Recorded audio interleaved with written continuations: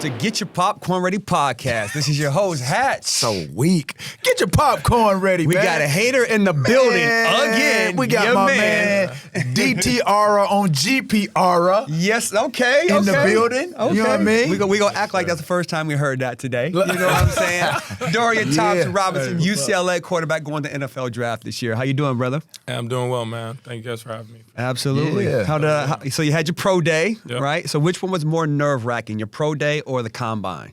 Or meeting Aaron Rodgers. Or I would honestly say meeting Aaron was probably the most nerve-wracking. But no, I think the combine probably was for sure, just because it was a whole week-long process. But, Right. And then you already go through the combine and the All-Star week, so when you get to the pro day, it's just like it's one Easy more thing. peasy. Yeah, it's one more thing. Did they ask you any weird questions At the combine? Yeah, at the combine, because everybody always you guys quarterbacks, you guys get interviewed and questioned a lot, because you guys are considered like the masterminds of the offense. You handle the ball the most. You got to have the capacity to kind of know what everybody's doing. Yeah, But were there any like weird questions? So me and Bobo actually got the same question down in the Shrine game. It was one, I forgot what team it was, but they were like, so say you walk into like a Chipotle or a restaurant or whatever. I love I'm going to answer this question now. And you see a unused stack of napkins on the table as you about to sit down and eat. Okay. You using them or you throwing them away? Interesting. What did you say? I said I'm throwing them away because of COVID. And Okay. and all that stuff. What would you say? It depends on. I guess it would have to depend on the moment. You know what I mean? Like if it's COVID, then I'd probably be skeptical. Right. Being that he mentioned that, but if we weren't in the COVID That's what I'm saying. space, I would naturally just use them. If Right, they exactly. untouched, Right, they look yeah. clean. Interesting. Right. What do you Yeah. think they got out of that answer? I have no clue. I hope they got that I'm a clean person and answered it that way, but He ain't dirty. but what about you being resourceful? You know what I mean? You're just Exactly. throwing a stack of clean napkins like, away. I don't know which way to go. So You know what I mean? Right. You know how many trees were cut down To get these napkins right now? napkins? You can't just throw away a whole stack of them. Right. Well, I don't think there's right or wrong answers. I just think it's the answer that you give kind of, puts you in a certain box. Okay, he's this type of guy, compared to he's this type of guy. Exactly. You know what I'm saying? I don't think it's a wrong answer, though. Gotcha. That's cool. Now, doing the combine, then you go to the pro draft, the draft day. That process, right? So give us like a little backstory of the workout, right, compared to what the workout was at the combine. You talking about for pro day? Yeah. So the combine's a lot more structured. You get 3 throws per route. Right. And then you get back in line. So we were taught to, like in our training with Jordan Palmer, we were taught to like wait like a minute to 2 minutes in between each rack, just so we can get used to having to wait that long. The timing. Yeah, exactly. You're not used to all that. So Okay. I'd say that's probably the main difference between that workout and the pro day. The pro day, it's all you, so you can just go at your tempo and your guys' speed. Right. And plus, you know the guys that you're throwing to Right. in comparison to the combine. So, I think that was probably the main. So at the combine, you guys, you're not familiar with the receivers. No, at all. So do you think that's a good test for you? Or is that what they're evaluating? Because again, like I said, if you're at your pro day and you have familiar, comfortable. your comfortability level with those guys, then okay, you know what these guys are going to do, how they're going to run, how they're going to get in and out of their routes. No, exactly. So again, do you think that you fared well, throwing to some receivers that you've never met, never thrown before?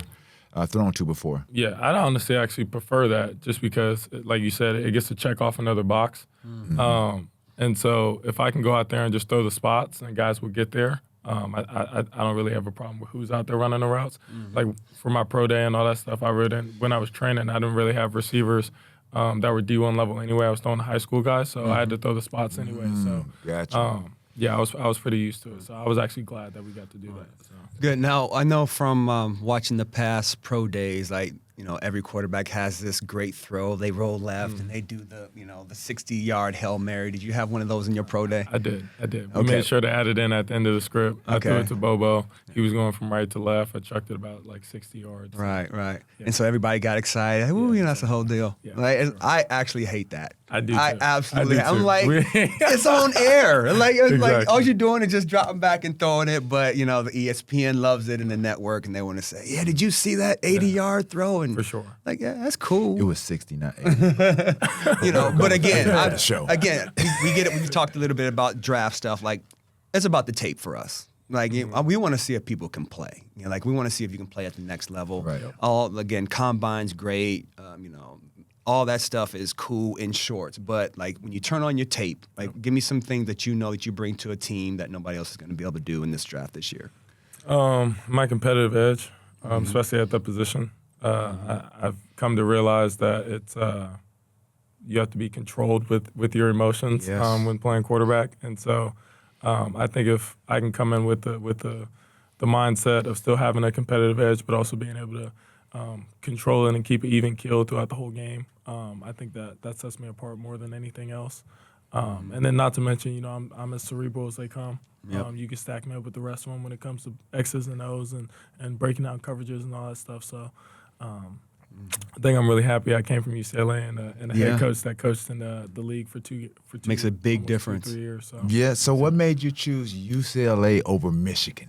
Coming out of Bishop Gorman. Right, exactly. Because, I mean, a number of athletes, especially quarterbacks, they would probably go for the Michigan versus, like, the lackluster of, when you talk about comparisons of the California LA teams, USC and UCLA, most people like I said, I'm been around in LA for a number of years, 10+ years, and it's all USC, you know what I mean? So, obviously, like I said, you chose UCLA over Michigan. Like I said, what went into that? Yeah. So both schools were damn near identical besides the places that they were in when it came to, not the Midwest really living in exactly. 80 degrees and stuff. But the academics and everything, they were damn near both neck and neck. So when, at the time, Michigan had Jed Fish as a quarterback coach, who's now head coach at Arizona. When he got hired by Jim Mora to UCLA, that kind of made my decision for me. But then coming out of high school, I was like, I just got off of winning 3 national championships, a state championship, and I was always on the super uber talented team. And so I was like, I have a new coach coming in, we have a whole new program coming in. Why can't I go and start early and try and flip something around instead of, going to somewhere where it's going to be a bunch of talent already and I'm just going to have it easy per se. So that's kind of the So you challenged yourself. Yeah, 100%. Yeah. 100%. Please, y'all out there, listen to that. And again, because everybody wants to go to these perfect scenarios. Yeah. Right. I got everything around me.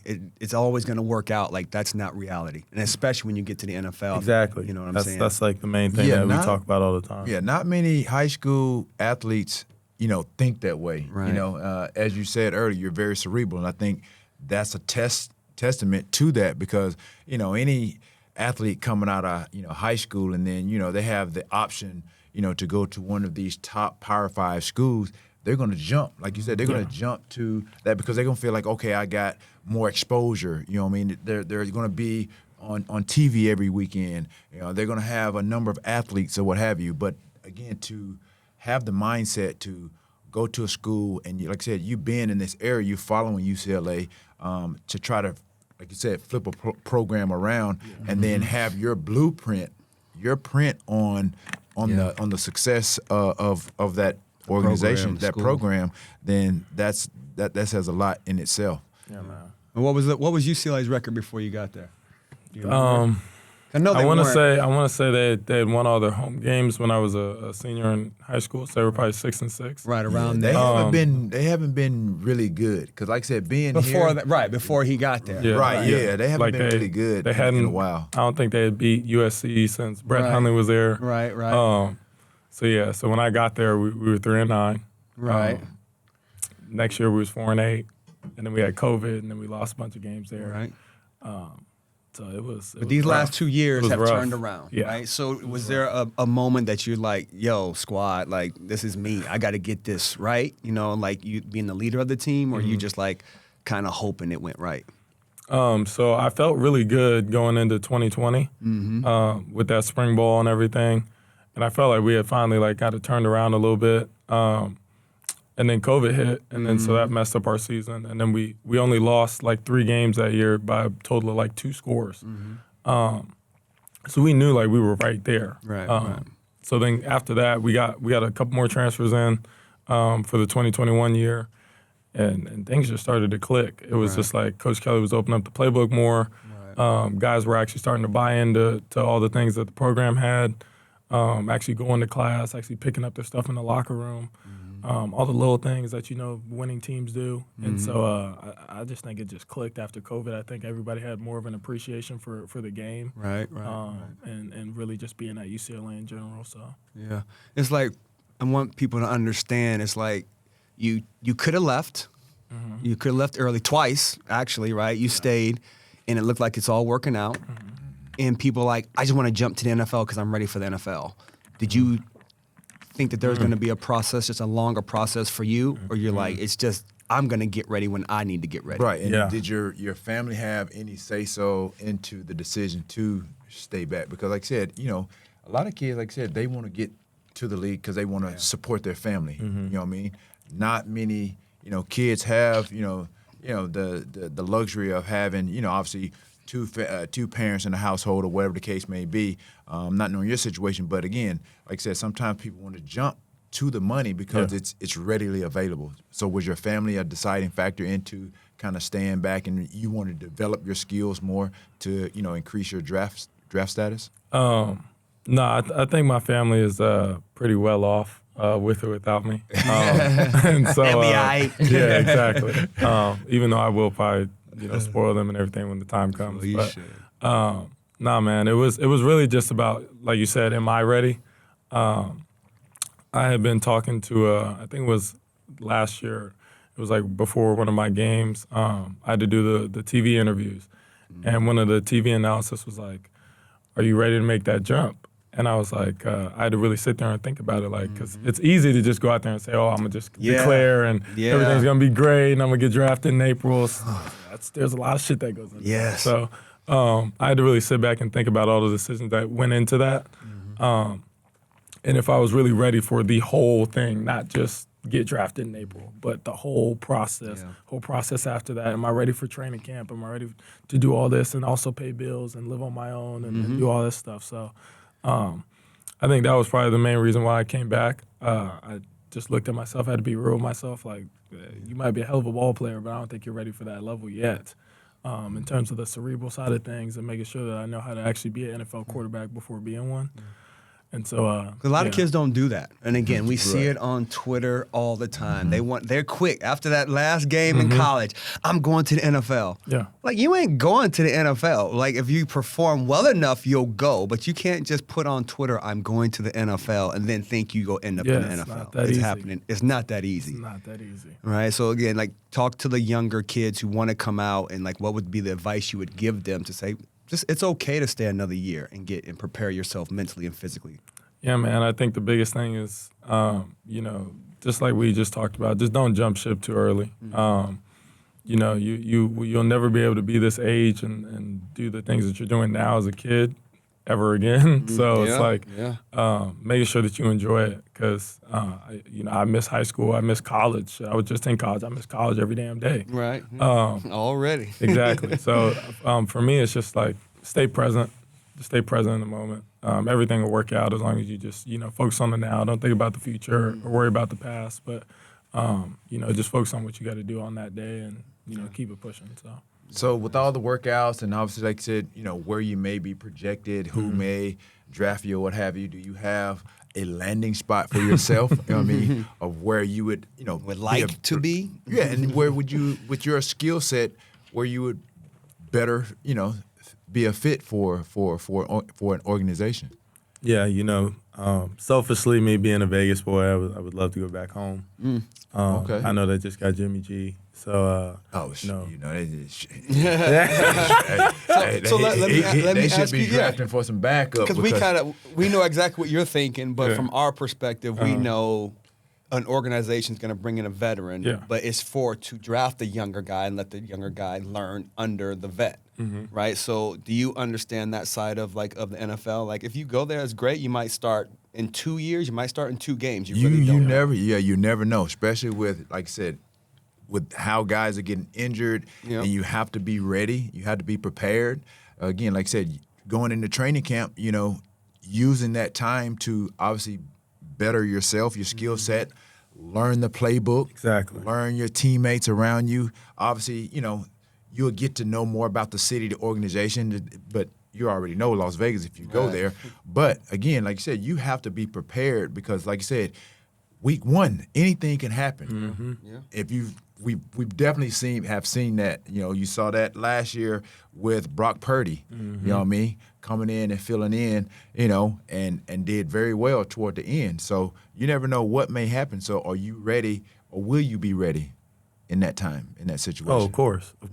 I think that's perfect for me to go into a spot where there is a veteran in the room, someone I can learn from, lean on. I think that'll just accelerate the process of me being able to be ready to play on the field on Sundays. But I think my experiences over my 5 years have taught me, again, how to be a backup, how to start right away, how to go in when somebody's injured. Gotcha. I done went through all those reps and did all that stuff. So very important skill. I'm not going in there to something I haven't done before. Obviously it's going to be new and different, but at the same time, it's football, and I've been doing that since I was 6-7 years old. So I'm pretty close to the sport. I like to think that I think like a general manager. He thinks. Are you going 2, 3, 4, or are you going 5, 6, 7? Because I know you really don't know what your gut telling you. Because I've seen from 6 and 7 these 100 riders over here, these 6, 7 riders over here, first, second round, third round, whatever. What do you think? What's your gut telling you? It doesn't really matter to me. Yeah, it doesn't matter to me whatsoever. I think right now my gut's telling me through the things I've shown over these past 8 weeks that I'll probably be in the sweet spot of third, fourth round. Yep. Which I think is honestly would be perfect for me. Yep. Best of both worlds. And but I think there's always a chance I can fall down to the 5th, 6th, 7th. Right. And I think there's also a chance that, behind closed doors I could shoot up to the second, first round. So okay. Like I said, I'm just trying to stay present in today, and just is that disappointing? Would that be disappointing if you fail that far down based on ideally, we all have the hopes of obviously wanting to be drafted a little bit higher. Yeah. And you have those expectations based on, like you said, the long 8 weeks that you've prepared. You feel like you put in the work. You've shown what you could actually do. You've answered the tough questions.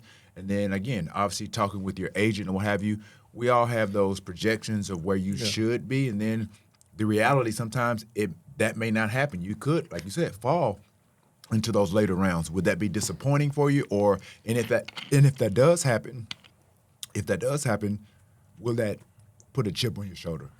I don't think it'll be disappointing for me. Like I said, I just want an opportunity.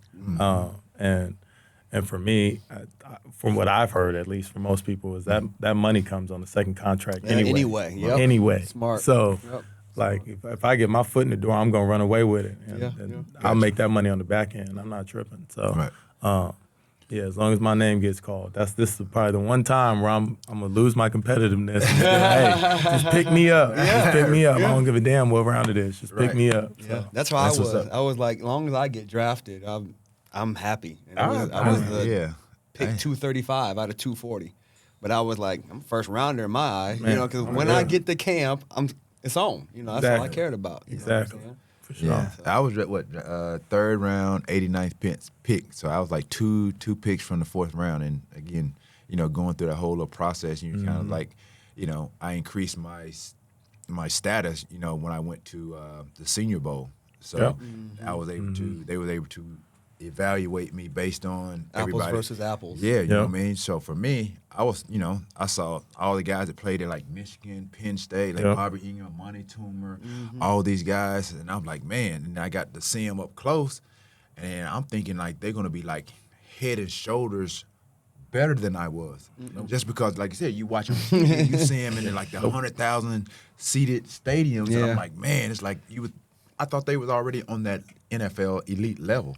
And then I saw them in person. I'm like, man, they're not that much better than me. Right. Yeah. So, again, like I said, I just went through practice, and that's where my value rose, is doing the little stuff, doing the necessary thing, working hard, finishing, doing all the stuff like that. And so, like I said, to be drafted, and like I said, even leaving there, I mean, reading newspaper clippings and things of that nature, they was like, oh, my God, who is this kid out of UT Chattanooga? Like, man, he got speed, he got size. And then talking to my agent, it was a lofty goal to be like, he may have gone up to the second round. That would have been like a first round for me. Exactly. So that didn't happen. So like I said, obviously, and it all boiled down to what a team actually needed at receiver. And so I was one of those guys. So it was Green Bay and San Francisco. And I knew I had worked out with Green Bay. I was high on their board. And Green Bay came up and they picked Derek Mays. And I thought I was Notre Dame. And then it was 49ers. So I'm like, I'm not going to the 49ers because they already had receivers. They had J.J. Stokes, they had Jerry Rice, they had a bunch of other guys. And so I just figured, okay, I'm going in the fourth round. And then 49ers had their pick. And then never know. They picked me, and I'm like, whoa, you know what I mean? So, that's how it all starts. So you never really know, never know. But you go in and you make your mark, and you make the most of it. And like you said, you just want a shot. Exactly. Want an opportunity. And I think we both did that, especially for us. We both came from small schools. Yeah, we was at UCLA. What was that school? I went to Langston. Well, don't play up my school. Langston University is in the building, ladies and gentlemen. Yeah. So I know, like I said, at your pro day, you were talking about you wanted to do some other drills to show your skills, your overall skill as an athlete. And the scouts were just like, we don't need to see that. We know you're a quarterback, right? Now, 10 years ago, 15 years ago, every black quarterback go run routes, go backpedal. We want to see something else because you can't be a quarterback. Obviously, it's 2023. Things have changed, right? So how do you feel about the right now, again, being in the now of, I'm playing quarterback in the NFL. I don't have to go backpedal and play safety and do none of that other stuff. I get to play quarterback in the NFL. Yeah, man, this is, my dream. And I'm just, like I said, I'm thankful that I have a team that believes in me, with agents, Jordan, and all those people that are in my circle. And, it's like I said, it's worked out well for me. I've come back 2 years in a row at UCLA, had a team behind me there, and it's worked out well for me. So just following their blueprint and making sure I do what I got to do on each individual day. And like I said, it'll work out well for me. I brought it up to other teams, and they brought that feedback back. That's to me, awesome. not the other way around. So, and so that's a better spot to be. Exactly. Exactly. So I'm thinking of it like it could always be worse. So what makes DTR the perfect quarterback? Obviously, we can watch the film and we can see the highlights. We know your athletic ability. We can see the things that you do well. Yep. What are the areas of improvement that you feel like you need, or feedback from scouts, GMs, or what have you, to make you a better quarterback than where you are today? Like, what's those areas of improvement to make you tomorrow make DTR make it a starting quarterback in the NFL? Right. Yeah, man. I think I've only played quarterback now for going on 6 years since I didn't start for most of my career in high school. So I think just learning all the nuances of footwork, efficient movements in the pocket. Keep working on my shoulder techniques and making sure that my mechanics are getting right. Just doing all the little fine details, and then, like I said, finding a vet or somebody I can lean on to be able to learn the playbook faster, learn how to be an NFL starter faster, and how to take control of a locker room and take command of an offense. I think if I can just keep building on that stuff, I'll be all right. The reason I asked that because I'm listening to you. I haven't watched you play a lot, but I did catch a couple of games. I did catch the game you guys played against USC where you on the last drive you guys came up a little bit short.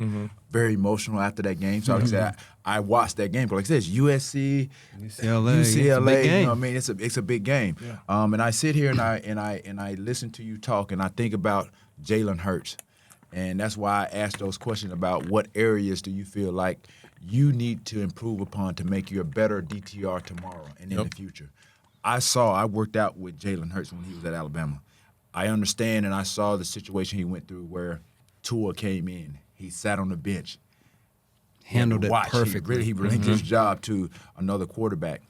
They both kind of helped each other. They basically piggybacked each other and picked each other up when one got injured and this and that and the other, in the championship game, all that stuff.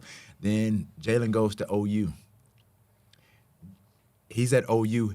He's a better quarterback than when he was at Alabama. Yep. Absolutely. Based on some of the things that he saw, even he had to learning work from on. Tua, manipulating offenses. I was at the championship game when they were playing, and going on that first drive, he had Calvin Ridley in the corner on the fade. He missed it. who knows what the situation, maybe it was jittery, just too antsy. But then he ended up losing his starting position at halftime to Tua, because Tua came in, obviously led him to a championship. Yep. And then, like I said, after that, things kind of unfolded. He became, I think, a better quarterback by sitting back and kind of watching. Yeah. And sometimes it's better to hold that clipboard and just sit back and watch from afar about what you can do. And you can learn from others, because that's what I did as a receiver. When we had free agents that come in, no matter what, I would watch what these other guys were doing, because there's always a unique ability about them as to why they were in camp. They're just not in camp just because they're a body. They got a unique skill set. And so I saw his progression. And even where he is today, I've seen just the trajectory of his reading of defense, the way he throws the ball. It's everything has come full circle for him to make him a better quarterback. Yeah. So that's why I was asking you, like, what are some of those little, like you said, those little nuances of your game that you feel like you can get better with to make you a better quarterback at that NFL level? Because I think the most improvement, the best improvement I saw with Jalen was his touch and throwing the ball, getting the ball down the field, up and down the field. You're just like him. You got a rocket of an arm, understanding that you don't have to rifle every ball in there. Exactly. You know what I mean? I think I know we played in the flag football game, and we saw this guy. Like I said, you got to understand your personnel. You rocketed that thing in there, but like, yo, off his hands? Did he go the one that went off his hands? Nah, he didn't get to it. Nah, he didn't get to it. But those are things like, too, those are teaching moments, too, because I'm like, okay, you're cerebral. Like, okay, I see who this athlete, I see who is his ability. Now, instead of rocking that thing, put a little touch on it. You know what I mean? Now you know. Exactly. But those are some of the things I think Jalen learned from Tua over the time, just knowing when to use that strength, when not to, ball placement, accuracy. All those things have made him the quarterback that he is. I mean, could have won the Super Bowl. I mean, he got them from year 1 to year 3 in like 2 years, like totally different quarterback. Do you foresee yourself, on that trend? But obviously you got to get into camp. Obviously more reps. Are those some of the things that you pay attention to get yourself to be a better quarterback? Yeah, 100%. And then another thing with Jalen too, like I've been watching him for over the past year and a half now. He carries that organization as well as anybody does. Yes. And I think just, how you are off the field is exactly how you are on the field. And he takes, everything in his life very seriously. Oh, yeah, he has. He's even keel. It's like no highs and no lows for him. 100%. But he's different, you know what I mean? Not many quarterbacks can do that. Exactly. So, I try to take, as much as I can from him while also, obviously still trying to be myself. Be yourself, but yeah, he's a phenomenal player and a phenomenal person. So his growth I've definitely watched over the past year and a half for sure. And definitely somewhere I see myself going too. Just kind of, like you said, having a rocky start in the beginning of your career, kind of figuring some things out and being able to learn from those, apply it, and then execute, is something I try to do every day. So, we're both chasing I've watched you both pretty much these last, 6 years to 7. Jalen wasn't an Elite 11 guy. You were an Elite 11 guy. So I've seen you since you were a junior in high school, right? The things you guys do have in common, every single game you guys got better. Because you're always going to have he can't do this and he can't do that, right? Jalen had that when he was at Alabama, had it at OU, had it when he got to Philly, and now he seems to be a complete quarterback, right? And you had the same thing your freshman, sophomore year, in and out the lineup, and now you seem to be a complete quarterback, right? So now you just have to do the same thing on the next level, basically, But I think the trending in the right direction is what people that don't know ball fail to realize, because they want to judge you from that first time they seen you. They want to judge Jalen from, he got benched by, ain't none of that matter. Right. You want to be playing your best ball at 26, 27. Exactly. That's when it matters, But people who don't know ball, they just want to, Those are they're just fans of the game. They don't really understand the process. The process is a long, hard process. Again, a professional athlete, an elite athlete at that. Yeah. I can't say that I was an elite athlete coming out of high school or college, to be quite honest. You know what I mean? So to look at you guys.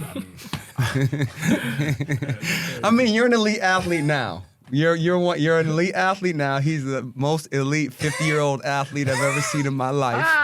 So I'm gonna give you that. It's taking a long time, taking 30 years to get there. You know what I'm saying? Man, it's like, I'm like fine wine, man. You just age. You wine. age with like fine wine. That's how I am. Yeah. So what's next for you? I know you have a foundation, Friends Over Fans, right? Tell us a little bit about that. Yeah, it's I actually, with the season going right into draft prep, been kind of slacking on that. I need to get back into it. I do have a clothing brand. What's the brand called? It's called Friends Over Fans. FOF. Oh, that's the brand. Okay. Yep. I started it back when I was a sophomore, 2019.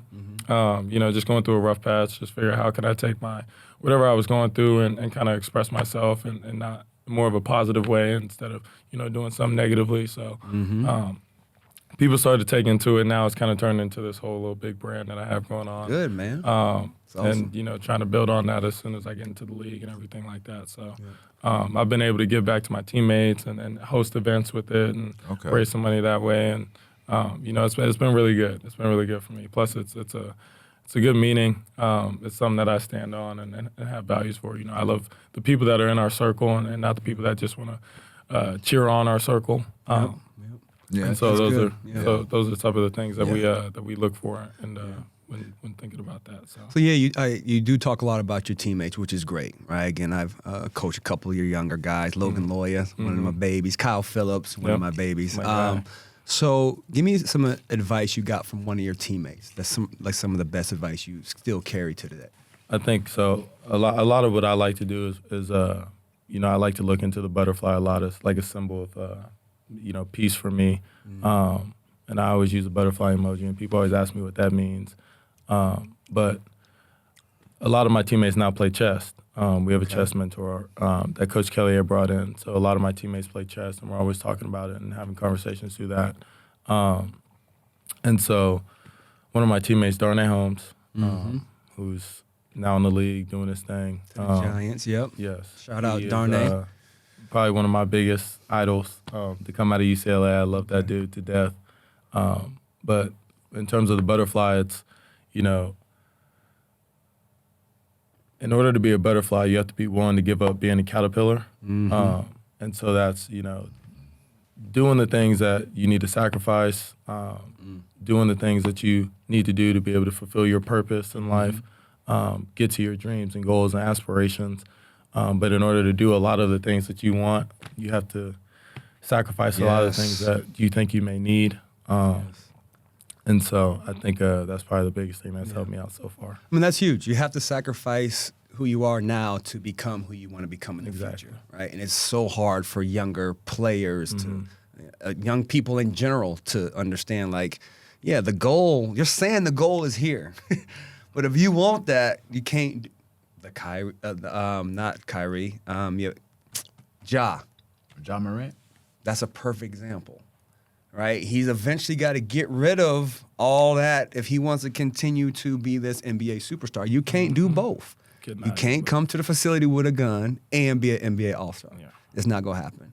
So I just want the kids to understand. It's that sacrifice is a big thing. It's a big deal. People, I can sacrifice anything. No, you can't. It's hard to give up. It's hard to I guess shed that skin, if you will. For most young players. Exactly, especially for I noticed as soon as I got to UCLA my freshman year, it's hard doing it in LA. It's hard playing sports in LA.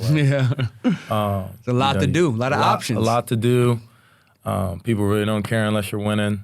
So it's easy to get distracted with who cares about your game? Let's go do this to the Laker on game. Thursday. Let's go to Lakers. Let's go hang out. Let's go. So it's easy to get real distracted out there. And I've seen a lot of teammates get lost in the sauce. So I'm I got to make sure I'm staying down the right path and doing the right thing. So. Well, I'm going to ask you an easy question. What is the best advice that your mom and dad have given you? And you seem like obviously well-grounded. Yeah, man. I mean, one brother, one sister, and, are you the big brother? You the oldest? I'm not. I'm like the middle child. Already middle child? Yeah. But now you're about to almost feel like the big brother. You know what I mean? Because like I said, once you get, into another stratosphere, another tax bracket, responsibilities change. Yeah, absolutely. Sure. So what is the best advice, that, you've gotten from them? And then, do you feel like, you've been a great role model, obviously, for your little sister who I just met earlier. Mm-hmm. Yeah. I think that you're enough, not only as a football player, but as a person. I think oftentimes we don't hear that enough, that you're enough for any situation. You yourself, just go in there and we always hear be you, but nobody really knows what that means, I guess, anymore nowadays. Right. And so I think that's it. I can walk in any room and I'm comfortable in my own skin. I'm comfortable with, whatever circumstances it may come about. My dad's taught me to live through God and make sure that He's in my life, and I try to represent Him every day, as well as through my sisters and my brothers and everything. So I think that's it, man. That I'm enough, and I don't have to be more or less. Sure don't. Yeah. Because you have the character, you have the foundation of character, and again, we've seen a lot of players with talent, but the talent is not going to keep you in the NFL. No. Your character will keep you in the NFL. Right? There's going to be some special cases, obviously, but your character is what's going to, have you coming in the organization saying, I trust him in the community. Exactly. I trust him with this $1 billion organization, on his back. And that's a big deal. Again, we're talking about the world here. You know what I'm saying? There's 32 teams in the whole world.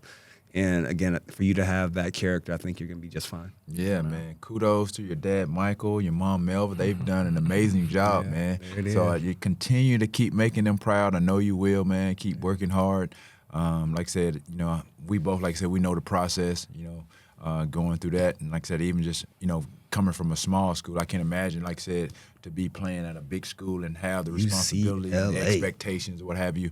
But you obviously seem like a well-grounded young man, mature, have handled everything, the right way. We wish you nothing but the best of success. So now, like I said, I'm eager to see where you're gonna land. I think I know. Wait, what do you think? I'm just kind of. What do you think? I think for some reason you're gonna end up going to Seattle. I think Okay. You're going the third round to Seattle. Okay, Seattle third round. That's not a bad look. That's just what I'm. Not a bad look. Okay. No matter what, no matter where he goes. I would not be mad at that. Yeah. And the reason I think he's going the third this year is because of Jalen having so much success, the way he did it last year. Yeah. Because again, you're running the ball your first 2 or 3 years in the NFL, right? You're gonna eventually turn into more of a pocket guy. Yeah. But they're gonna use you for your legs and throwing ability your first probably 2 to 3 years, which is great. But I think that whole NFL 6'5", 230 quarterback, rocket arm guy in the pocket, days is over. Yeah. Especially for the next 10 years. Will it go back in 20 years? Possibly. But for the Possibly, next yeah. 10, everybody coming out, right? You, Bryce, CJ, this is what you guys do. You're multiple guys, right? You Yeah. can do run, pass, you can do play action, under center, shotgun, everything. Yeah. So I think Dual threats, triple what threats, Jalen whatever did, the case may and be. again, like you said, they should have won the Super Bowl or could have, whatever you want to look at it. But him and the Josh Allens of the world, they've changed that perspective of offensive coordinators calling the plays. Yep. Yeah. And I think you can do both, and I think that's why you're going to go higher and not fall, in my opinion. No, he's more of a football guy Just say genius. Don't say football. than I am. Say genius. Definitely not a genius. You know what I'm He's saying? definitely not a genius. So give us your top 5 guys right now. Your top 5 that you root for every Sunday. Could be a college guy if you want to throw a college guy in there, but your top 5 quarterbacks that you root for. Okay. Got to show love to Lamar. Okay. Absolutely. Although he was hurt this past year. And that was kind of rough to watch their backups going there. Yeah, that was Baltimore's offense was horrible without Lamar. But speaking of that, does that, like you said, even yourself, you say it's hard to watch those backups go in there. Mm-hmm. Eventually, you're going to be a backup one day. Yeah. So to dispel that statement that you just said, like, It ain't hard to watch me though. right, Does they guarantee that? right? Does that give you more motivation to really be prepared more so? Yeah. It gives me- Watching, like you said, the unreadiness of some of these backups. Absolutely. Because again, a lot of these guys, even the guy that backed up in the playoff game that backed up Purdy, he wasn't even ready. The black quarterback, what's his I know you're talking. Yeah. Oh, Yeah. yeah. Like, He had just got It just there, seems but like we'll he get- wasn't ready. But again, you have to be prepared Have because to you be just ready. never know. And that was like the most odd situation. That was very of a weird. game. Very weird. You know what I mean? He Yeah. had Christian McCaffrey throwing passes. It was very weird. Yeah. At one point, and it was just crazy. So sorry to break you up. No. Lamar Jackson. Yeah. Sticking with the black quarterbacks, Patrick Mahomes. Okay. I've watched a lot of Justin Fields. I see we have a lot of similarities. Yeah. Yep. Especially him coming into his second year. I was expecting him to have a big year this year, which he did. So. Yep. Then Joe Herbert, or not Joe Herbert, Joe Burrow? Joe Burrow. Joe Burrow. Right. Yeah. Like I said, going back to efficient movements in the pocket, he works with Jordan as well. So trying to learn everything that he's been taught so far. And then just for fun, Josh Allen. Yeah. Just a big freak in nature. He's a big dude, ain't he? Yeah, it's huge. And I think he plays the game the right way too. So, what is that, 4 or 5? That's 5. That's Okay. 5. Yep, that's 5. So Aaron Rodgers is one of your guys. Like Yes. one of your, like, what drew you to Aaron Rodgers, to his game? Like, what about his game you like, or do you take little bits and pieces of his game to your game? Yeah. So if you didn't notice, I didn't add him in my top 5. I know. I know. That's why. I had to stop watching Aaron over the past couple years, man. He'll give you he a more different bad cat. habits. Yeah, he's a different cat, man. Only I A-Rod can't can do compete that. with. Yeah, I can't compete with Aaron when it comes to his mechanics and everything. But I think the biggest thing for me with Aaron is how he can control the game, how he can manage the game. He's done that very well. I think over, at least I've been watching him for the past 4 or 5 years now, and I think just how he manipulates any situation. He can take you for a 2-minute drive or really slow the clock down on a 4-minute, and he does that really well. And you can tell that obviously he's played a lot of football. So. Well, let's go back to the kid in you when you met A-Rod the other day. Like how take us back to that moment. Oh yeah, I was super nervous. I was gonna wait until after we played because I knew we had to play his team. So I was gonna wait till after we played to go over and shake his hand and do all that stuff. But he actually came up to me and introduced himself, and I was like, "Dude, I already know who you are. Like you don't have to say your name or anything." So was the walk up slow motion? Did he come gliding across? Yeah, like to I you? got peeked out the corner of my eye, and I was like, "Oh shit, I gotta say what's up now." So, but no, it was cool though, man. He's a cool dude. Got to pick his brain a little bit and ask him a few questions. So he's a cool dude for sure. Yeah, the first of many stars that you're gonna probably be awestruck, as you go on your journey, man. Because it's like you're about to meet everybody. Who was like your awestruck moment? Oh, Jordan. It was MJ? Jordan. Yeah, there was no football player. Yeah, but when, it was mine too. Yeah, when Michael Jordan Really? came to the locker room, because Moss was the first Jordan guy for cleats. Yeah, that was when Jordan. So Jordan came to the locker room, and I remember going over there. My voice went all high. I'm sweating. I'm like, "Oh, Michael, how you doing, Michael?" I don't know. Really? That like minute and a half, I was just on a different planet, and I'm walking away, skipping. Like that was the moment, because that was the guy for me. Like I never ever wanted to meet anybody else in the world. When I met MJ, I'm like, oh my goodness. So who's on your to meet list? Who you want to meet? Man, it's kind of hard because I done met a lot of the guys. You this in past LA, weekend. Right, you're in LA. You're in LA. Who you I done already ran into guys like OBJ and Russell Wilson and some of the guys. So I think definitely being able to get to sit down for at least like 5-10 minutes with Patrick Mahomes. Yeah, cool. Absolutely. He's at the top of his game right now. So I think being able to catch him in that would be pretty special. Yeah. Tom Brady's already gone, so can't get to see him. But I think that's probably about it. And then Jalen Hurts, I got to be able to reach out and say what's up to him every once in a while. Awesome, yeah. Jalen's cool. We might be able to help you out with that. No, for sure. That's what's up. Well, man, thanks for coming on the show, man. I appreciate it. Awesome. I said I know everything is done till the draft day, but hey, go enjoy it. Oh no, we got private workouts and meetings Okay. and flying across back and forth. So it's You got to talk to teams and do all that yeah. stuff. Okay. Mm-hmm. So So you are you glad like the combine and all that stuff is over with? Or like you said, you're still on that process of like you said, you got to go here, you got to do that. I'm trying to stay in for the process for as long as I can, because then if not, I'll go into vacation mode. Right. And Not ready for start that yet. dreading it. And it's like, no, I actually get to do this, and not I have to do this. So, Good point. Good yeah, point. I need to continue to stay in. Like I'm locked in for the process until they give us our 40-day off. Right, yeah. Enjoy it, man. Yeah, man, enjoy it, man. It's gonna come and go real quick. Oh, I know. This 8 weeks already is already done flown by. We're already here now. It's March. And yeah, man. So yeah, we appreciate your time, man. Being able to stop by and get on the GPR with DTR. There it is. You know Get your popcorn ready with Dorian ready, Robin. man. Yeah, y'all look out for this young guy. Robbins, ladies and gentlemen. See y'all next week. Peace.